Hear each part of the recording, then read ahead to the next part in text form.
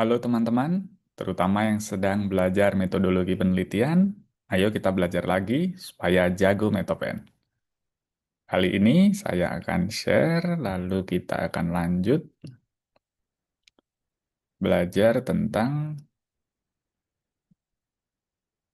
apa beda uji parametrik dan non-parametrik. Lalu kita juga akan belajar tentang jenis uji normalitas dalam biostatistika, Corson exact matching, imputasi, ekstrapolasi, prediksi, dan proyeksi, persentase kolom atau persentase baris, dasar-dasar manajemen data, serta istilah baseline dan base point. Kita mulai dari apa beda uji parametrik dan non-parametrik. Parametrik itu asalnya tentu dari kata parameter. Jadi kalau ditarik lebih dalam, para itu artinya sebelah atau samping, sedangkan metron artinya alat ukur atau ukuran. Jadi ya parameter secara harfiah itu kayak alat ukur yang membantu di samping gitu ya, sesuatu yang mendeskripsikan atau mengukur suatu sistem atau model.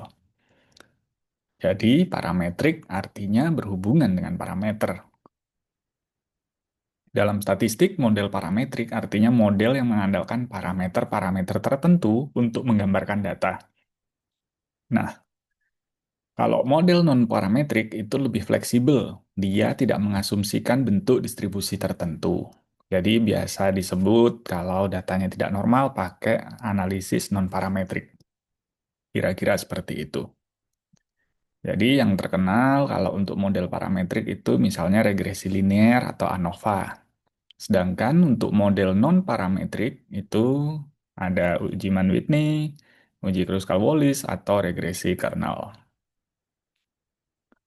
Jadi kita bisa lihat bedanya kalau untuk asumsinya di parametrik itu ada, kita mengasumsikan normalitas atau linearitas, sedangkan kalau non-parametrik kita nyaris tidak menggunakan asumsi tertentu, lebih fleksibel gitu ya. Sedangkan kalau yang parametrik itu kurang fleksibel. Jadi untuk analisis bivariat ini yang cukup sering dipakai untuk skripsi maupun tesis, kita bisa memilih uji-uji seperti ini sesuai dengan kebutuhannya. Sedangkan kalau untuk yang non-parametriknya, pilihannya seperti ini. Jadi intinya kalau datamu bagus ya pakai parametrik. Bagus di sini istilah matematis ya, yaitu normal, homogen, atau memang betul-betul kuantitatif lah. Sedangkan kalau kategorik atau datamu itu tidak normal, ordinal, atau banyak outliernya, pakai saja yang non-parametrik. Untuk parametrik yang multivariat, ada beberapa jenis uji yang cukup populer di sini. Sedangkan kalau untuk yang non-parametrik, ada yang berbagai pilihan seperti ini. Sehingga kalau dirangkumkan kira-kira seperti ini. Jadi kalau untuk analisis prediktif, kita parametrik itu pakainya multiple regression, sedangkan yang non-parametrik pakainya logistic regression. Ini yang paling sering dipakai. Yang lain-lainnya mungkin akan jarang dipakai ya, karena kalau untuk level S1 dan S2 biasanya pakai regresi berganda atau regresi logistik sudah mencukupi.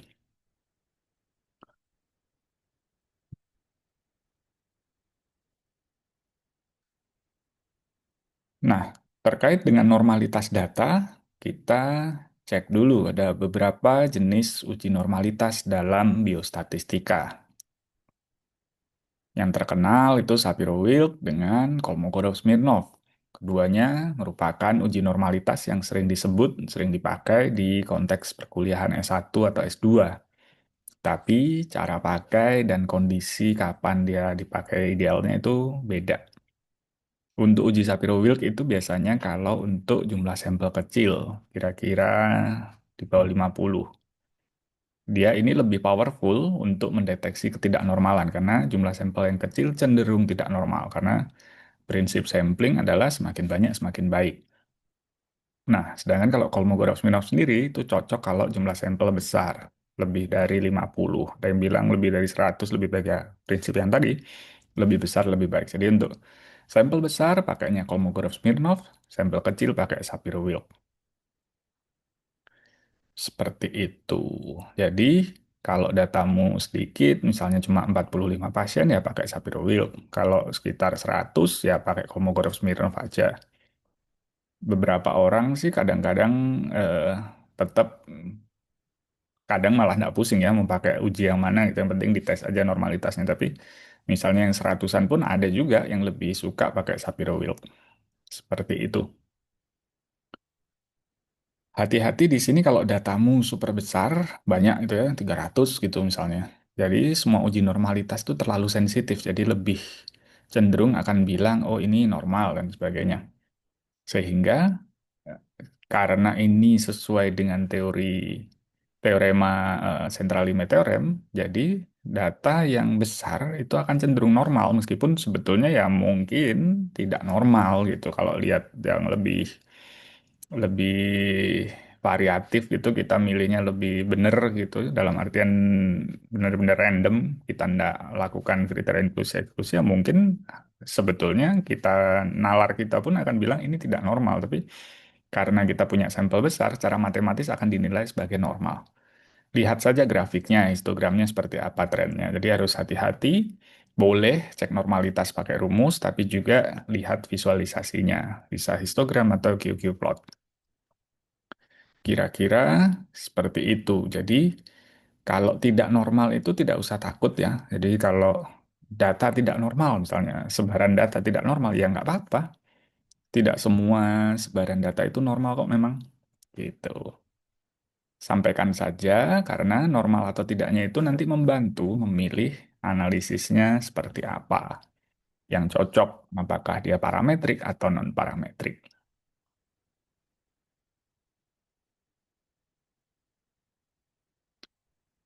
Kita lanjut membahas tentang matching. Jadi ada Corson exact matching atau CEM. Itu adalah teknik statistik yang kita mencoba gitu ya, mencoba mengatasi selection bias atau bias seleksi dari suatu penelitian observasional yang tujuannya adalah membuat seolah-olah ini adalah suatu uji membandingkan misalnya treatment atau membandingkan karakter tertentu supaya adil gitu. Jadi kita pakai matching. Jadi tidak semua data yang dikumpulkan dipakai. Kita cocokkan, kita buatkan semacam pasangan. Bisa 1:1, tapi yang umum juga bisa sampai 1:4 masih oke. Nah, apa itu Corson exact matching sendiri? Jadi ini ketika mengelompokkan tidak benar-benar persis sama. Artinya misalnya usia, kita tidak mencari cocok yang usia 25 kita pasangkan dengan yang 25 pada kontrol, tidak. Tapi kita buat misalnya unitnya lebih lebar. Artinya usianya usianya misalnya kita fokus di usia 18 sampai 24. Jadi yang usia 18 bisa saja dipasangkan dengan usia 24 misalnya begitu karena mereka ada di dalam grup yang sama, dibuat jadi lebih kasar. Jadi dikelompok-kelompokkan seperti ini, atau kelipatan 10 tahun, kelipatan 5 tahun, seperti itu. Sehingga nanti akan ada, tetap tentunya biasanya, tetap ada yang tidak punya pasangan, ya tidak dianalisis gitu, karena tujuannya adalah matching itu sendiri. Jadi ini cukup mudah dipahami ya, untuk menyeragamkan kondisi di awal. Dalam hal ini adalah karakteristiknya, seperti usia, jenis kelamin, dan lain-lain. Tujuannya apa? Supaya membuat kedua kelompok yang dibandingkan itu imbang. Kira-kira begitu. Supaya mencoba mengatasi bias seleksi itu tadi. Nah, jadi kita tidak ada patokan khusus nih, misalnya usia tadi. Usia mau dikelompokkan berdasar apa, tidak ada aturan khususnya. Jadi cukup fleksibel, yang penting bisa dijelaskan. Jadi pendidikan juga bisa dibulatkan, atau pendapatan, itu macam-macam. Seperti itu, jadi tidak betul-betul matching yang persis sama. Misalnya apakah merokok, misalnya kalau kita bandingkan dua kelompok merokok dan tidak merokok. Lalu kita di situ matchingkan berdasarkan pendidikan. Mungkin kalau kita cari yang lulusan SD saja, nggak ada pasangannya. Jadi mungkin kita bisa gabungkan lulusan SD dan lulusan SMP. Jadi bisa jadi orang dengan karakteristik yang sama, ya tidak benar-benar sama, tapi masuk di Corson tadi, yang di grouping yang lebih besar untuk di-matchingkan. Seperti itu. Selanjutnya kita akan membahas tentang apa beda imputasi, ekstrapolasi, prediksi, dan proyeksi. Jadi ini istilah-istilah ya, beda-beda ini istilah-istilahnya. Imputasi itu bagaimana kita mengisi data yang missing. Kalau kita punya dataset dan dia hilang, misalnya kita nggak tahu dia jenis kelaminnya apa, kita isi dengan berbagai teknik pilihannya banyak, itu adalah namanya imputasi. Yang paling sering misalnya usia gitu. Usianya nggak ada, ini pasien usianya berapa gitu. Pada beberapa penelitian, ada yang mengisinya dengan nilai rata-rata, atau ada yang mengisinya dengan nilai median, atau pakai hitungan-hitungan yang lain, yang artinya itu bukan usia dia yang sebenarnya tentu saja, tapi bagaimana kita membuat datanya stabil. Tujuannya apa? Supaya analisisnya bisa berjalan dengan baik. Yang meskipun kita tahu ya karena imputasi belum tentu benar gitu. Tapi daripada kosong, beberapa peneliti memutuskan untuk ya udahlah kita pakai pakai imputasi saja. Ya, jadi ini belum tentu benar angkanya. Karena nggak bisa dibuktikan juga memang datanya missing begitu. Nah, lalu istilah berikutnya adalah ekstrapolasi. Ekstrapolasi itu bagaimana kita memperkirakan nilai di luar rentang data yang tersedia. Estimasi juga, tapi untuk skenario di luar jangkauan data yang diamati. Jadi contohnya, jika kita tahu nih jumlah populasi itu meningkatnya linier dari tahun 2000 sampai 2020 tuh naik terus populasi di suatu kota begitu. Kita nanti mengekstrapolasi, mengestimasi, menebak populasi tahun 2030 itu gimana. Dan itu nggak ada datanya. Kita nggak bisa hitung, jadi kita cuma kira-kira. Jadi resikonya ekstrapolasi itu rentan terhadap error jika asumsi kita ternyata di dunia nyata tidak berlaku gitu. Jadi bisa jadi salah tetap karena namanya juga estimasi. Nah, bedanya dengan yang berikutnya yaitu prediksi. Prediksi bagaimana kita memperkirakan nilai atau hasil berdasarkan model statistik atau algoritma prediktif. Jadi, ini bisa untuk membuat estimasi di masa depan atau pada data yang belum diketahui. Jadi, kalau kita sudah buatkan rumusnya, model regresinya untuk memprediksi pendapatan seseorang, misalnya berdasarkan tingkat pendidikan dan pengalaman kerja, maka ini bisa dipakai untuk orang yang punya dua data ini, punya tingkat pendidikan, punya pengalaman kerja, kita bisa prediksi gajinya berapa, misalnya begitu. Nah, ini sering memakai data historis, mirip-mirip yang tadi ya, mirip-mirip ekstrapolasi, pakai data yang ada tentu saja untuk mengembangkan model. Tetapi ketika dipakai misalnya, jangankan di masa depan, di masa kini, dengan orang dengan karakteristik berbeda, dari negara berbeda, ya bisa jadi tidak cocok hasilnya, prediksinya bisa jadi meleset, karena model model prediksinya yang dibuat itu menggunakan data seperti apa. Kalau tidak mirip, ya bisa jadi hasilnya salah gitu. Nah, yang terakhir kita bahas tentang istilah proyeksi. Proyeksi ini ada mencakup skenario masa depan. Tetap asumsi juga, tetap modeling juga. Jadi kita mengestimasi di masa depan trennya akan jadi seperti apa. Jadi kita proyeksikan populasinya di 2050 itu kira-kira akan seperti apa. Karena analisisnya ini lebih spesifik dengan patokan-patokan tertentu, dengan catatan-catatan yang sangat spesifik ya pada asumsi-asumsi yang dibuat. Jadi itu kita bisa sebut sebagai proyeksi. Jadi tentu saja ini sangat dipengaruhi banyak faktor. Ini adalah eh, semacam ekstrapolasi tentu saja. Jadi proyeksi dan ekstrapolasi kurang lebih yang mirip-mirip saja. Dikombinasikan dengan prediksi yang menekankan pada model-model tertentu, harus syarat dan ketentuan berlaku kalau untuk membahas seperti ini. Jadi intinya kalau kita bicara tentang imputasi, itu adalah bagaimana kita mengisi data yang hilang. Kalau untuk ekstrapolasi, prediksi, dan proyeksi itu tentu saja tiga-tiganya ini termasuk dalam estimasi. Itu. Jadi eh, sangat bergantung pada apa yang kita punya, lalu kita pakai untuk memprediksi. Selanjutnya kita akan belajar lagi tentang kalau kita menampilkan kolom atau baris, persentasenya yang mana nih yang dibaca nih.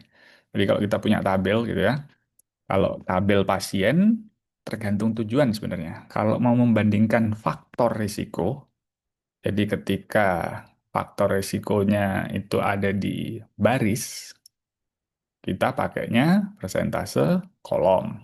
Jika tujuan utamanya membandingkan karakteristik dasar pasien, maka persentase kolom ini lebih informatif. Tapi kalau studi observasional, kita melihat eh, bahwa pengobatan yang diberikan itu menjadi outcome-nya, maka penggunaan persentase baris itu menjadi lebih informatif. Jadi tergantung tujuan. Nah, jadi kalau misalnya kita ada ingin tahu misalnya konsumsi garam dengan hipertensi misalnya. Jadi kalau kita ingin melihat eh, pada kelompok yang konsumsi garam tinggi, berapa persen yang hipertensi? Berarti persen baris atau persen kolom. Jadi kita lihat dulu pada konsumsi garam kita jadikan dia baris. Jadi ada di baris atas ada konsumsi garam tinggi, baris bawahnya adalah konsumsi garam rendah. Kolomnya hipertensi yes, hipertensi no. Jadi kita mau pakai persentase apa nih? Kayak gitu.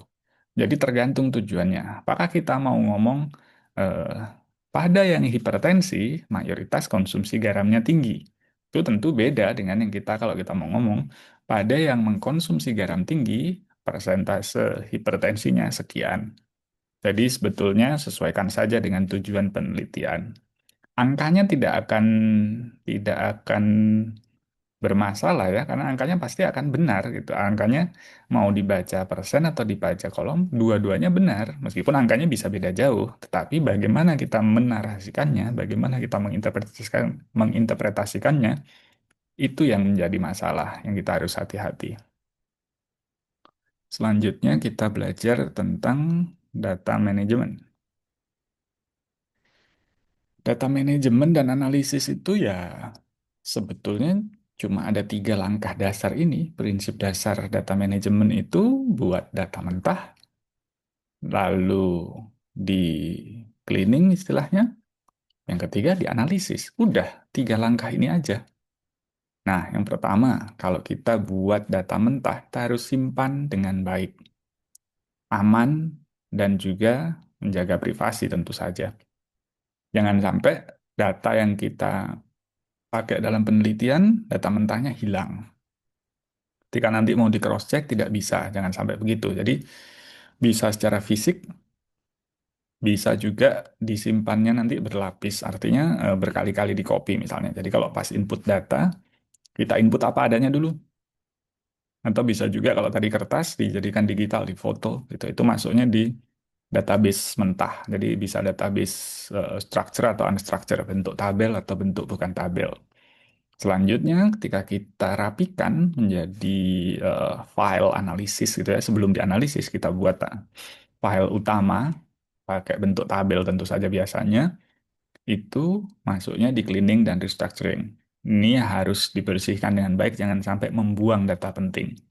Kalau ragu-ragu, disimpan saja dulu ditandai. Ditandai misalnya dengan missing, atau ditandai dengan mungkin tanda tanya, atau penanda lain yang membuat kita tahu bahwa ini belum bersih, tapi karena saya ragu, saya belum buang seperti itu. Jadi ditandai saja atau dibuat file terpisah untuk data-data yang tidak lengkap atau data-data yang mungkin tidak valid. Jadi mungkin kita perlu balik ke data mentah tadi di database mentah untuk mungkin bisa telepon pasiennya untuk ditanyakan ini dia jawab apa atau di cross check di data labnya jika dia data dari lab mungkin telepon ke lab dulu mungkin perlu pemeriksaan ulang atau hal-hal lainnya itu di tahap dua tadi, cleaning dan restructuring. Hasilnya di sini apa? Hasilnya di sini file yang siap olah.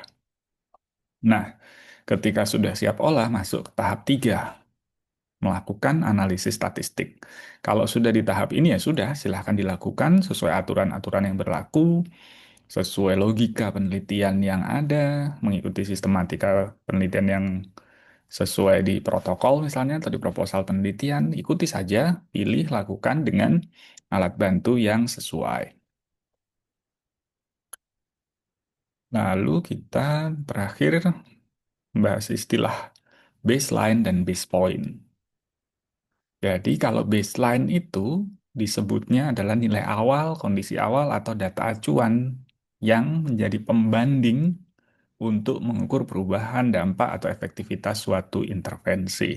Jadi ini before-nya. Kalau kita tahu before after, ini before-nya. Baseline itu before. Nah, secara harfiah memang base point itu terdengar lebih cocok untuk bisa menggantikan baseline. Karena kan dia titik, titik awal, poin, bukan line gitu. Tapi dalam dunia akademik dan ilmiah sudah umum ya, sudah mapan bahwa istilahnya titik awal itu sebutannya baseline, bukan base point. Jadi udah menjadi konvensi internasional dan ya memang maknanya bisa lebih luas ya, bukan hanya satu titik, tapi bisa serangkaian data, kondisi atau variabel, bahkan bisa per periode, tidak hanya di satu titik waktu saja.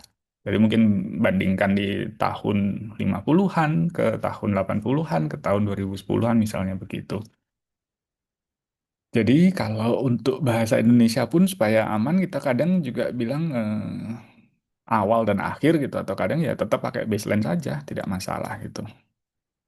Nah, kalau untuk bidang yang misalnya machine learning, baseline ini juga mengacu pada model pembanding sederhana. Artinya ya bukan titik tapi model yang model dasar gitu. Model baseline model yang raw atau model yang dikendalikan dengan variabel-variabel yang klasik gitu, misalnya dengan jenis kelamin atau usia kayak gitu.